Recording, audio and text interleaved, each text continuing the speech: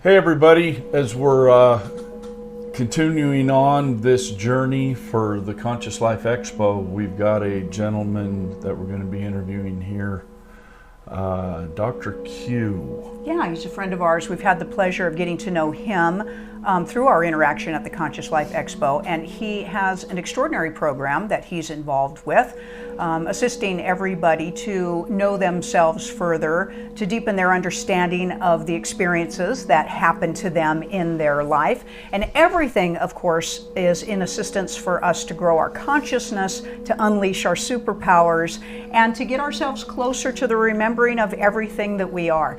And he's going to be at the Conscious Life Expo again this year in February, so we want you to check that out as you attend that event and make sure that you get in on all of his speaking engagements. Dr. Q, thanks for being here on the show. Hello, namaste, Casey and Brad.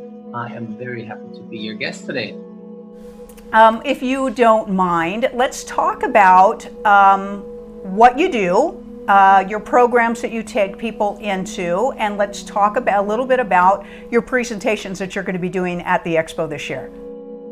Sure thing. It's a little complex, so I try to give you the gist in a nutshell as best as I can. Saga has it that about 3,000 years ago, 2,500, 2,000 years ago, nobody really knows exactly when, sages in India wrote on the dried palm leaves messages for people. It's based on the notion that people's past, present, and future is determined somehow, and it's known to sages, and them meditating to Lord Shiva, who is the biggest god in Hinduism. They were given the power of foresight, and hence they dictated it to their disciples, who then wrote it onto dried palm leaves. Why palm leaves? Again, 2,000 years ago, no paper, so they used dried palm leaves, literally. And it's not written, it's etched into. So they would use fresh palm leaves, they would etch out, the flesh. And then when it dries up, you can see the scripture. And these scriptures were written in the ancient Tamil language. Today they speak Tamil. So most people, 99% of people, have no clue what ancient Tamil is and cannot speak it. But so-called readers, these are astrologers, if you wish, who know how to read and write ancient Tamil. They are the ones who you would need to consult with to find out if indeed there is a palm leaf also written for you.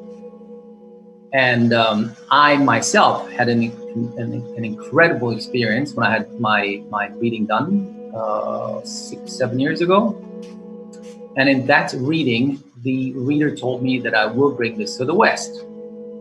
Now, as you can see, I'm a white guy and I have nothing to do with India. So when he told me that, I thought he's pulling my leg, he's joking with me. And I said, for sure not, forget about it. But the reading was incredible. He told me a lot of things that indeed have happened since. And I guess the stars aligned over the years.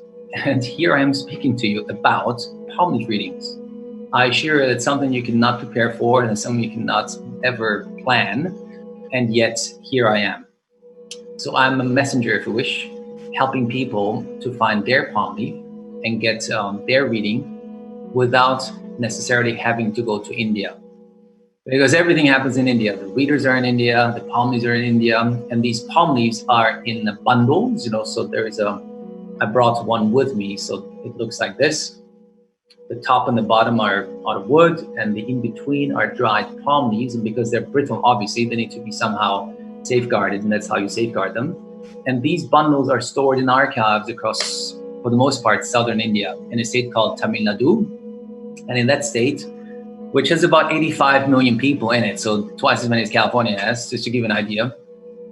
They're in libraries, archives, all over the place. Don't ask me how many libraries, it's India after all, it's a little chaotic. Nobody really knows, and I've spoken to many, many, many readers. There are hundreds, I would say, of these small libraries. And we now help people to find a bundle that hopefully contains their individual palm leaf without having to go to India, to put it in a nutshell, to make it easy for people. That's kind of crazy. I mean, we're going to get into a deeper conversation on this on a full episode of Extraordinary Experiences. So at the Conscious Life Expo, you are going to be there. You're going to be doing presentations on this information, obviously helping people find out how they can have this service done, how they can connect to you, and you also take people on tours. Is that correct? All of it is correct, yes.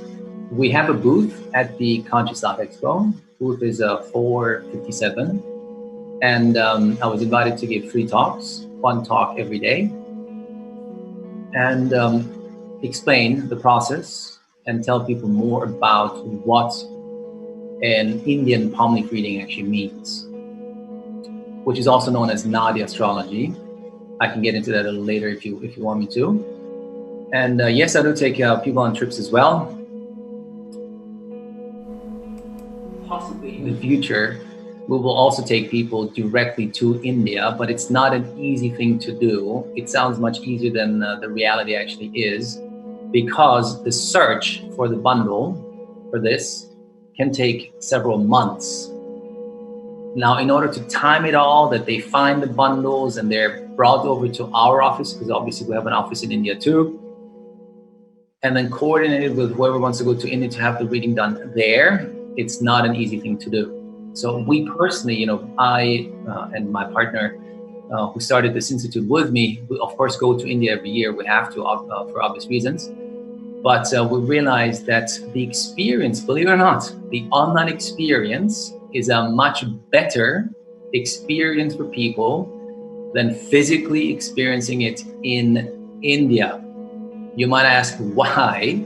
Because you're sitting in your either air-conditioned room at home, comfortably sipping a cup of tea, or it's beautifully heated if it's in the winter time, while the reality is it's hot as hell in India. It's huge. It's India. It's India. Yeah. Enough said.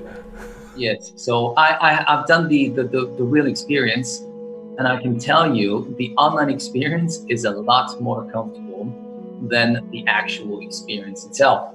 Plus, you are in the mosquitoes, and the readers use a lot of incense because they meditate before the reading starts. They're really into it. And given that I had cancer before, I'm very sensitive to any sort of scent. So to me, it was very challenging to sit in a small hole in the wall. Really, that's how small these little offices are.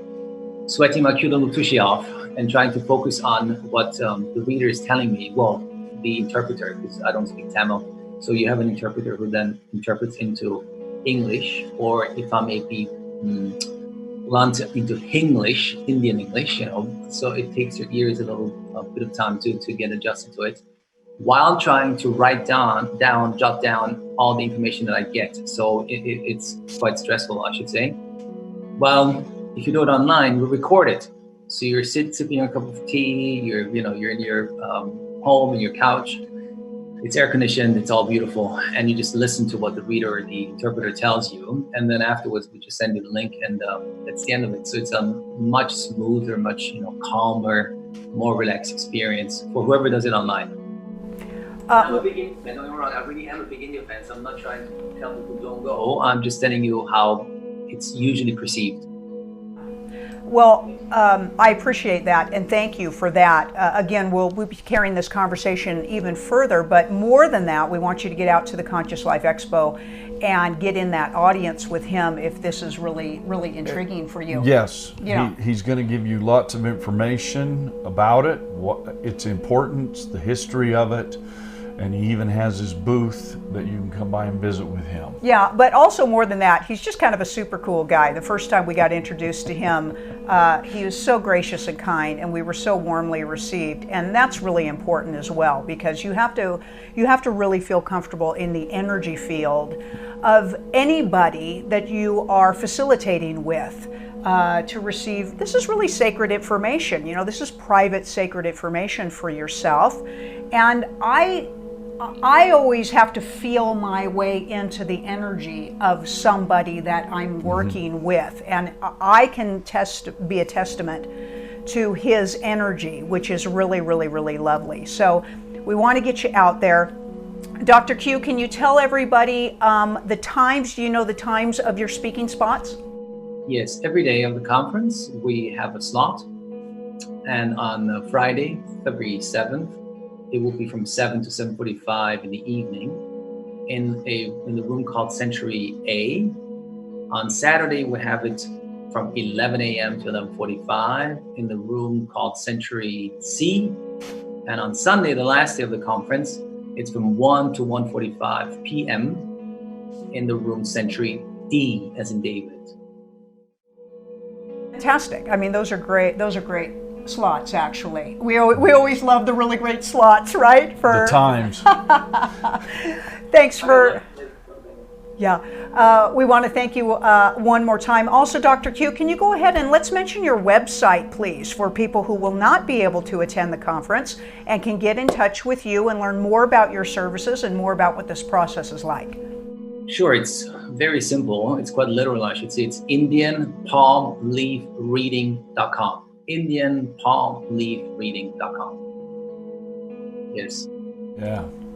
We want to thank you for this quick breakdown, this pre-interview for the Conscious Life Expo, and we have a full episode coming up on extraordinary experiences with him. Yeah, blessings to everybody. We'll see everybody out at the Conscious Life Expo. And if you cannot attend personally, please check out the website for Dr. Q and get your services rendered through him, and always sending everybody blessings on their most expansive journey ever. Thanks for being with us.